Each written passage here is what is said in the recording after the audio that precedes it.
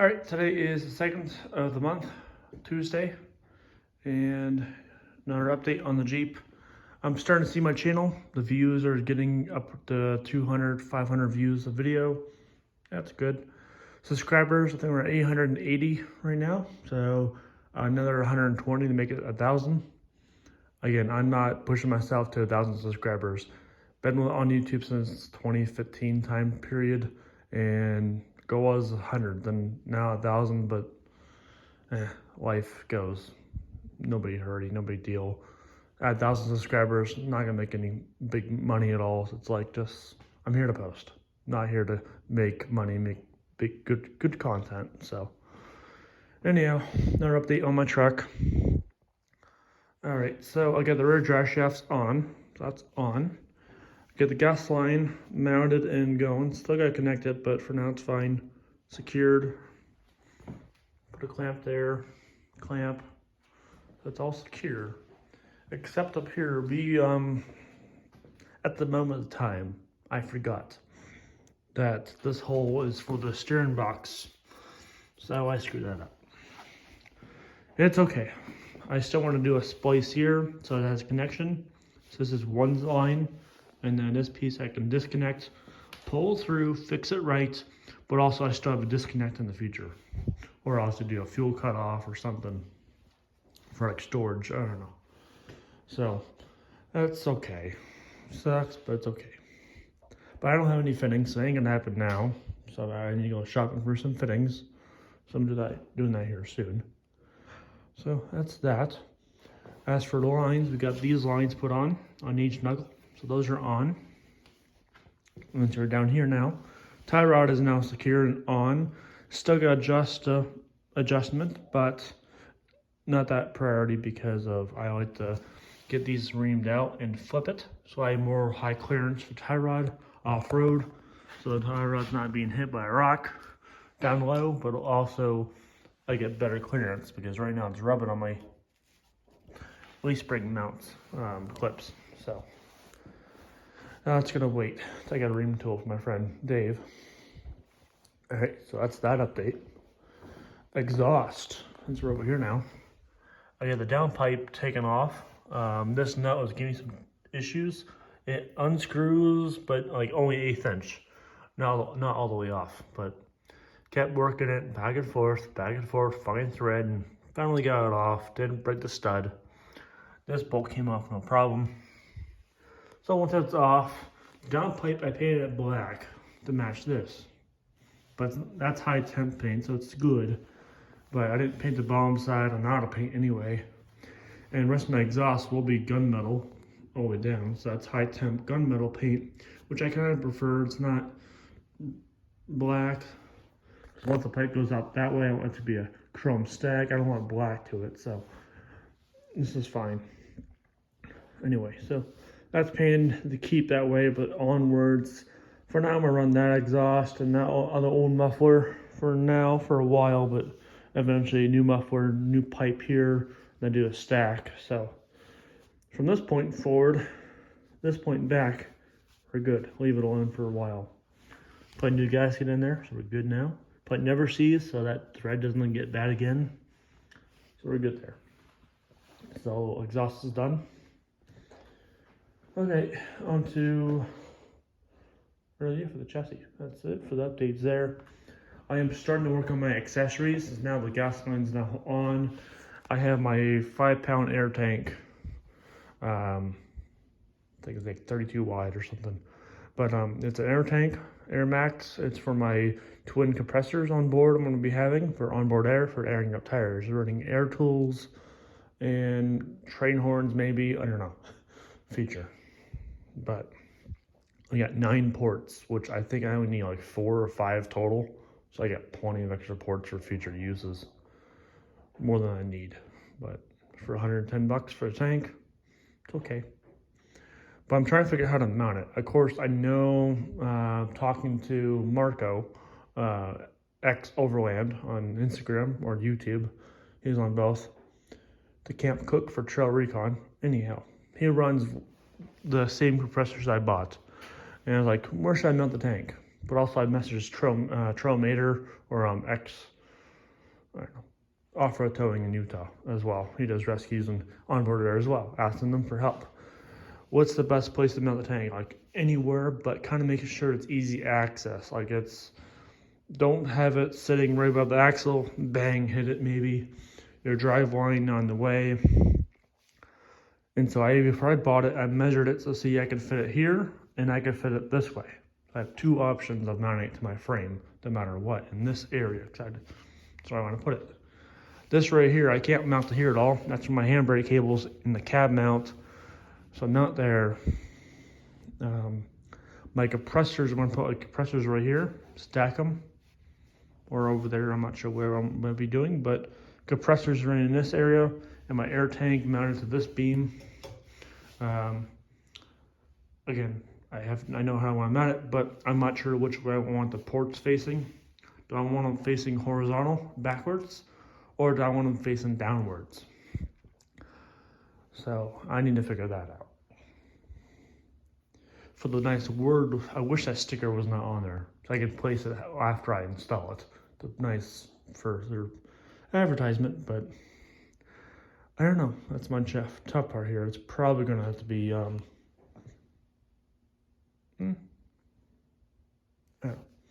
that's my challenge here. So I'm trying to figure out how to mount that. Once that's mounted, then we have compressors that mount, but I want to make the compressors kind of almost waterproof. They need airflow, but I want them some water resistance. They already are, but add one more layer of protection for mud, dirt, snow, but still be able to breathe. And so I like to find a electrical panel, like one of these, but much bigger, to store the compressors in.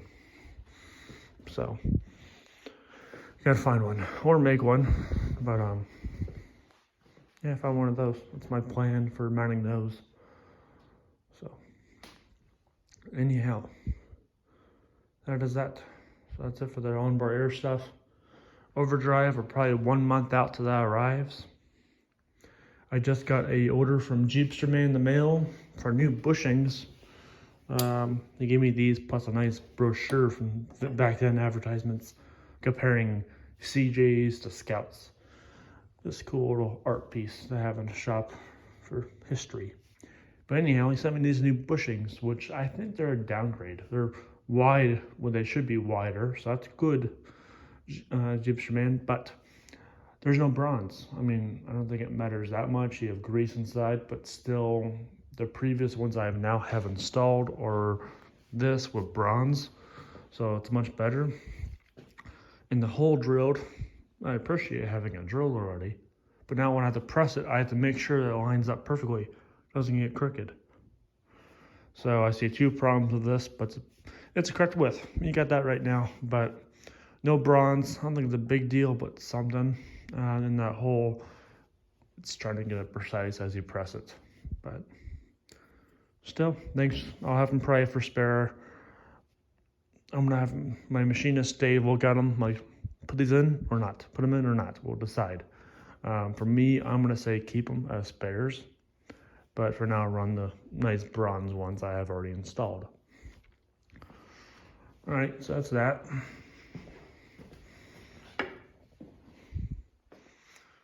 Alrighty, so that's about it for the truck.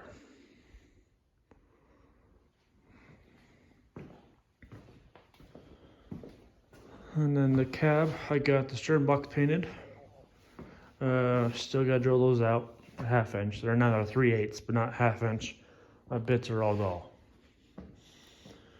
All right, so that's that. I think the last thing to talk about is my skid plate. I might have talked about it already, but again, over Christmas, New Year's time, made the skid plate.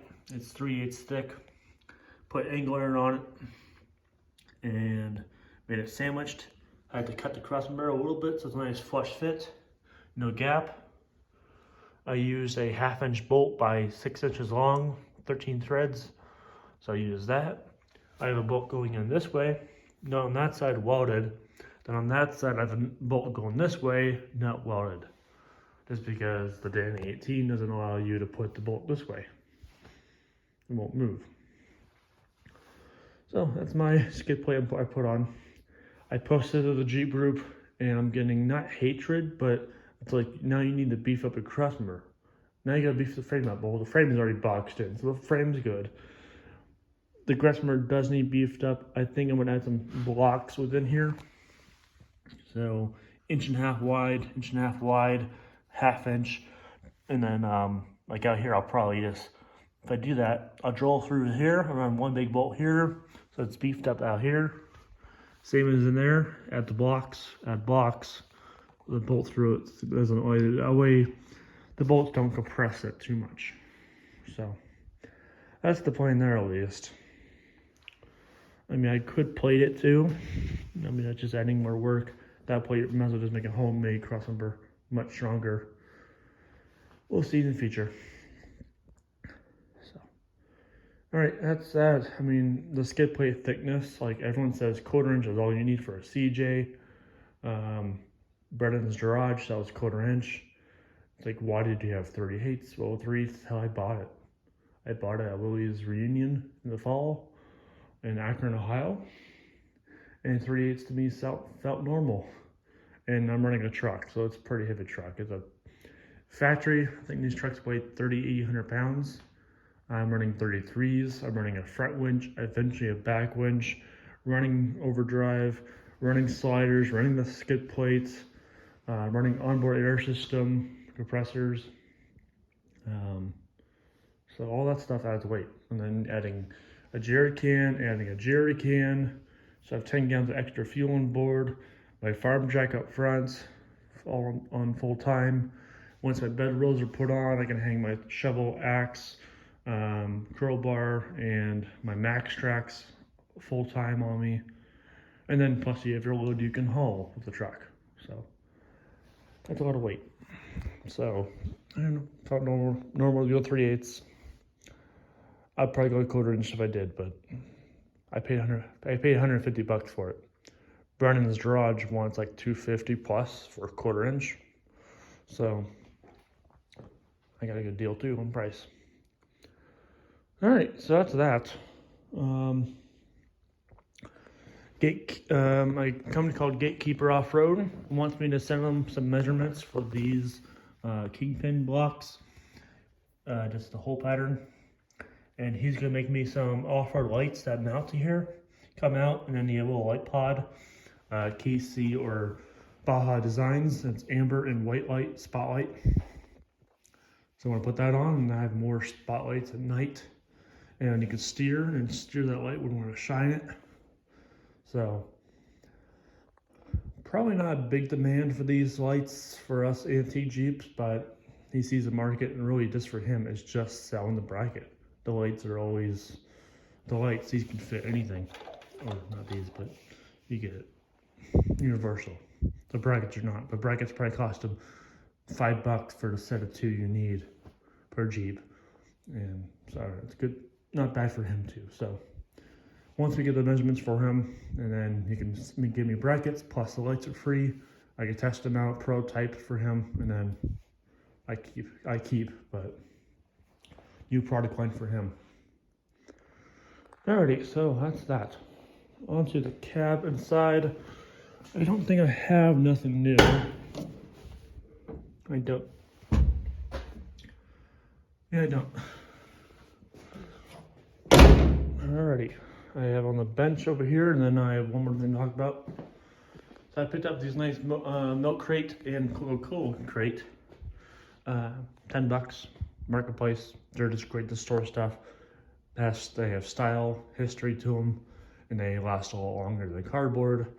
So, still gonna try to find more of them. I like them that much. I mean, I use one for carrying my big, massive 30-foot rope, kinetic rope from USA Rope on the trail use. Fits right in. Nice milk crate. So that's what I use them for.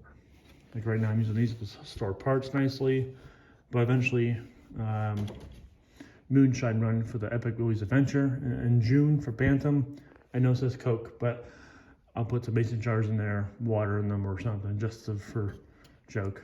I mean, I might even do ginger ale, which I've been into lately, but anyhow, got those. I'm gonna get nice, not sand at any means, keep it patina, but I want to make it more pop in color. But this one needs restored. Base is bad. You got the shelves in here. This should be a metal crate on top for all your milk jugs, and a piece of wood there, but this side one broke and it's kind of weak. Anyhow, so